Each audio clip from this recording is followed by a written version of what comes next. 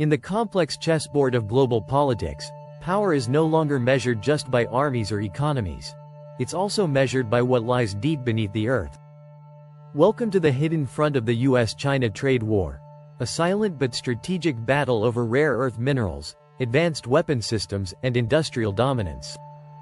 And in this high-stakes confrontation, America may have a critical vulnerability, one that China could use to gain the upper hand. Let's begin with something you use every day: your smartphone, your laptop, your electric car.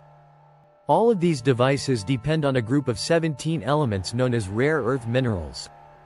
Despite the name, these minerals aren't necessarily rare in nature. What's rare is the expertise and infrastructure needed to extract, refine, and process them. And here's where China enters the spotlight. Today, China mines and processes more than 60% of the world's rare earths.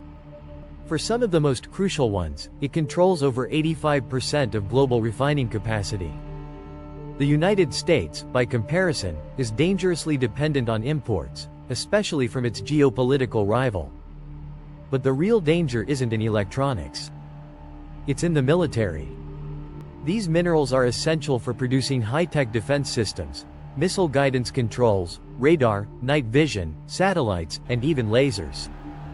Perhaps most notably, the F-35 Lightning II, America's most advanced fighter jet, uses over 400 kilograms of rare earth materials in every single aircraft. That's right, the core of U.S. air superiority relies heavily on resources largely controlled by China.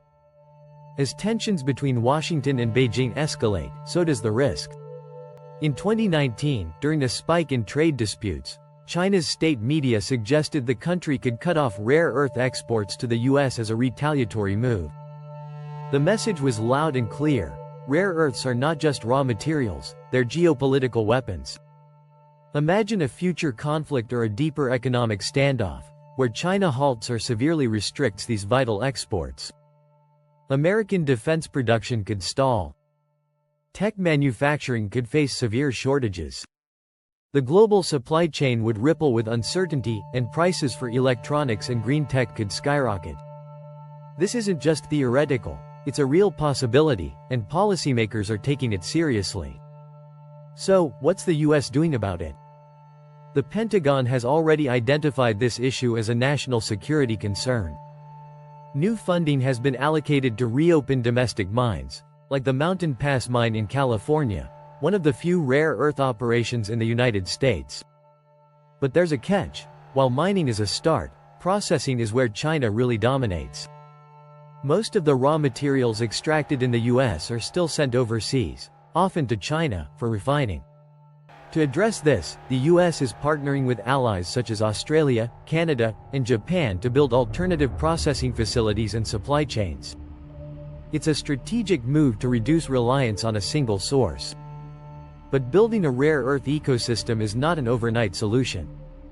It could take 5 to 10 years for these new infrastructures to become fully operational and competitive. Meanwhile, China is not slowing down.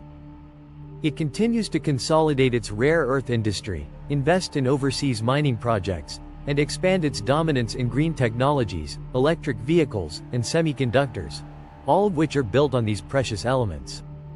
This raises a chilling question. In the next phase of the U.S.-China rivalry, could rare earth minerals become the new oil? Could they be the resource that determines who wins not just the trade war, but the technological and military race of the 21st century? The answer isn't yet clear.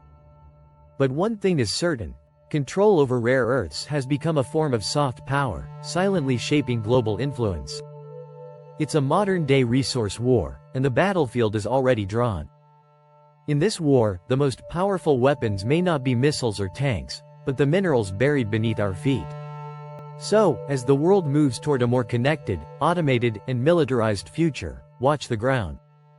Because what's buried there could decide who rules the sky.